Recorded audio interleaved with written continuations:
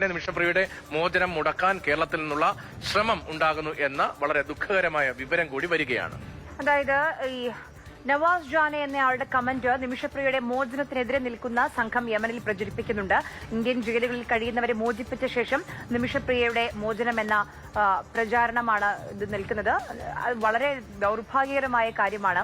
ഒരു രാജ്യം മുഴുവൻ അല്ലെങ്കിൽ ഒന്നടങ്കം പ്രയത്നിക്കുകയാണ്. കേന്ദ്ര സർക്കാരും സംസ്ഥാന സർക്കാരും മതപണ്ഡിതരും ഒക്കെ പരിശ്രമിച്ചുകൊണ്ടിരിക്കുകയാണ്. സാധ്യമായ രീതിയിൽ സംഘടനകളും സന്നദ്ധ സംഘടനകളും ഒക്കെ അവർക്ക് എങ്ങനെയാണോ ബന്ധപ്പെടാൻ കഴിയുന്നത്, ഇപ്പൊ യമനിലെ മലയാളി സംഘടനകളാണെങ്കിൽ ആ രീതിയിൽ അങ്ങനെ എല്ലാ തരത്തിലും പരിശ്രമിച്ചുകൊണ്ടിരിക്കുമ്പോൾ നമുക്ക് തന്നെ സമൂഹ മാധ്യമങ്ങളൊക്കെ ഒന്ന് തുറന്നാൽ തന്നെ നിമിഷപ്രിയ എന്ന് അടിച്ചു കൊടുത്താൽ പലതരത്തിൽ നമുക്കിടയിൽ ജീവിക്കുന്ന ആളുകൾ തന്നെ വളരെ ദൌർഭാഗ്യകരമായ രീതിയിൽ നിമിഷപ്രിയയുടെ മോചനത്തിനെതിരെ എന്തുകൊണ്ട് തലാലിന് നീതി കിട്ടണം എന്ന തരത്തിലൊക്കെയുള്ള പ്രചരണമാണ്. തലാലിന് നീതി എന്ന് തലാലിന്റെ നീതി വേണം, നമ്മൾ മാപ്പാണ് അപേക്ഷിക്കുന്നത്.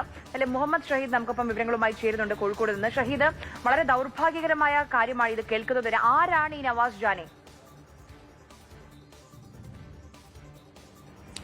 ആര്യ, വളരെ ദൗർഭാഗ്യകരവും സങ്കടകരവുമാണ്. അല്ലെങ്കിൽ അത് നമുക്ക് ഒപ്പം നിൽക്കാൻ കഴിയാത്ത, എതിർക്കപ്പെടേണ്ട ഒരു സാഹചര്യമാണ് ഉള്ളത്. അതായത് ഈ നിലവിൽ തന്നെ ഈ നിമിഷപ്രിയയുടെ വധവുമായി ബന്ധപ്പെട്ട് ഈ കൊല്ലപ്പെട്ട ആൾക്ക് നീതി വേണമെന്ന് പറഞ്ഞുകൊണ്ട് വളരെ വൈകാരികമായി അവിടെ പ്രക്ഷോഭം നടക്കുന്നു, അല്ലെങ്കിൽ ആ തരത്തിലുള്ള സോഷ്യൽ മീഡിയ ക്യാമ്പയിൻ നടത്തുന്നു. സഹോദരങ്ങളും ബന്ധുക്കളും ഒക്കെ, യുവാക്കളൊക്കെ അവിടെ സംഘടിച്ച് രംഗത്തുന്ന സാഹചര്യമുണ്ട്.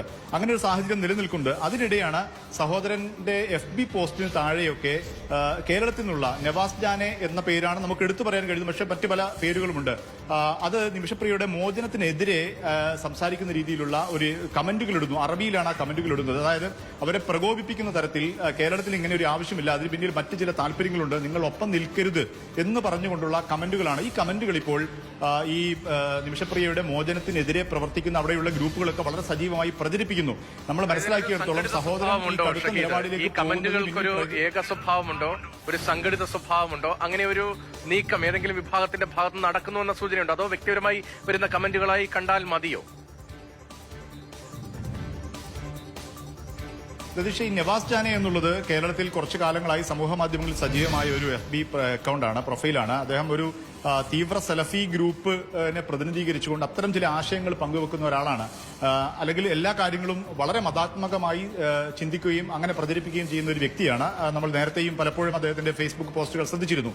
അത്തരമൊരു വ്യക്തിയാണ് വളരെ അഗ്രസീവായി വിഷയത്തിൽ ഇടപെട്ടിട്ടുള്ളത്. പക്ഷേ മറ്റു പല ആളുകളും ഈ മുഹമ്മദ് തുഫൈൽ എന്ന ആളുടെ, അതായത് ഈ തലാലിന്റെ സഹോദരന്റെ, ഇപ്പോൾ വധശിക്ഷ റദ്ദാക്കുന്നതിന് രംഗത്തുള്ള ഈ സഹോദരന്റെ ഫേസ്ബുക്ക് പോസ്റ്റ് ഷെയർ ചെയ്തുകൊണ്ട് മറ്റു പല അക്കൗണ്ടുകളും ഇപ്പോഴും കേരളത്തിൽ മലയാളത്തിൽ പ്രവർത്തിക്കുന്നുണ്ട്. അതായത് ഉബൈദ് PT, അപ്പോൾ തന്നെ സക്കരിയ MT, സൈഫുദ്ദീൻ കൊല്ലം തുടങ്ങിയ അക്കൗണ്ടുകളൊക്കെ ഈ സഹോദരന്റെ FB പോസ്റ്റുകൾ, അതായത് വധശിക്ഷ റദ്ദാക്കുന്നതിനെതിരെയുള്ള സഹോദരന്റെ FB പോസ്റ്റുകൾ അത് കേരളത്തിൽ പ്രചരിപ്പിക്കുന്നു എന്നുള്ളതാണ്. അതായത് അതൊരു സംഘടിത സ്വഭാവമാണോ എന്ന് നമുക്ക് ഈ ഘട്ടത്തിൽ പറയാൻ കഴിയുകയില്ല. പക്ഷേ നവാസ് ജാനയുടെ ഈ ഇടപെടൽ അത് യമനിൽ ഈ നിമിഷയുടെ മോചനത്തിന് അത് എതിരെ നിൽക്കുന്ന ഒരു സാഹചര്യം ഉണ്ടായിരിക്കും. അതായത് മോചനം തടസ്സപ്പെടുത്തുന്ന രീതിയിലേക്ക് അത് സഹായിക്കുന്നു എന്നുള്ളത് നമുക്ക് മനസ്സിലാക്കാൻ സാധിക്കുന്നു. അവിടെയുള്ള ഗ്രൂപ്പുകൾ, അതായത് നമ്മൾ ഇതിലൊക്കെ പറഞ്ഞതുപോലെ കാന്തപുരത്തിന്റെ ഇടപെടലിനെ തുടർന്ന് അവിടെ ഹബീബ് ഉമറിന്റെ സംഘം അവിടെ ഇപ്പോഴും ആ കുടുംബവുമായി സംസാരിച്ചുകൊണ്ടിരിക്കുന്നുണ്ട്.